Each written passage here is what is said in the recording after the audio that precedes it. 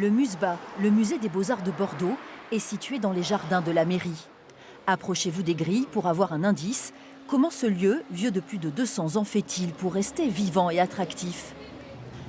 À l'heure où le musée est encore fermé au public, l'équipe technique s'affaire dans les réserves. Remonter ça, ouais, à fond, voilà. 2,13 m sur 1,20 m, cette huile sur toile de 1859 est soigneusement harnachée. On a des chaussettes aussi de protection là, qui sont spéciales, parce que ça c'est trop rugueux le frottement, et ça endommagerait soit les coquilles, soit la dorure, enfin il y aurait un risque, donc on va essayer de minimiser au maximum. Bien sécurisé avant la grande descente par la trappe secrète. C'est la trappe qui ouvre Directement sur le hall d'accueil du musée. Ça fait maintenant 40 ans que je travaille au musée et je l'ai toujours connu. Un peu comme descendu du ciel, le tableau arrive dans le hall de la galerie d'exposition. Décroché, accroché, c'est la valse des tableaux et le quotidien du musée sous l'œil de la régisseuse. Certaines œuvres partent en prêt, d'autres vont devoir bouger pour venir en complément. On va chercher des œuvres dans les réserves. Les conservateurs vont décider de garder telle ou telle œuvre qui est un chef-d'œuvre. Le Daubigny aussi, qui est resté un petit moment en réserve, revient. Il faut le lever à gauche. Lever-le à gauche déjà pour le mettre de niveau. Comme ça, les collections vivent aussi. Il y a certains changements qui font vivre le musée au quotidien.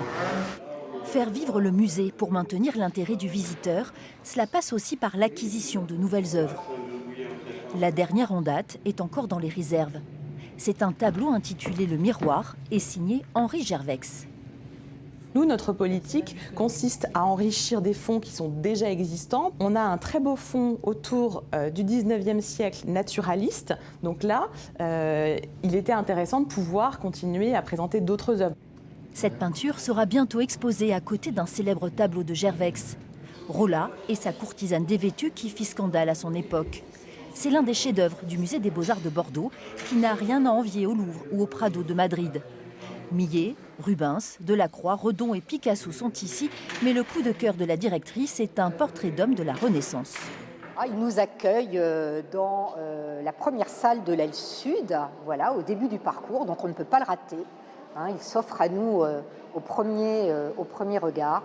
C'est un tableau de Lavinia Fontana, première artiste femme à devenir peintre officielle du pape. J'ai choisi de mettre à l'honneur une artiste femme de la Renaissance. Il y en avait très peu à cette époque-là. Et c'est un tableau qu'on nous envie, qui a été d'ailleurs beaucoup prêté récemment. Et en 2020, le Prado a consacré une exposition à 2 artistes femmes de la Renaissance, Lavinia Fontana, dont on conserve ce tableau, et Sophonisba Aguissola. La collection du musée des Beaux-Arts de Bordeaux est riche de 8200 œuvres, l'une des plus importantes collections publiques de France. Un véritable panorama de l'art européen du XVe au XXe siècle.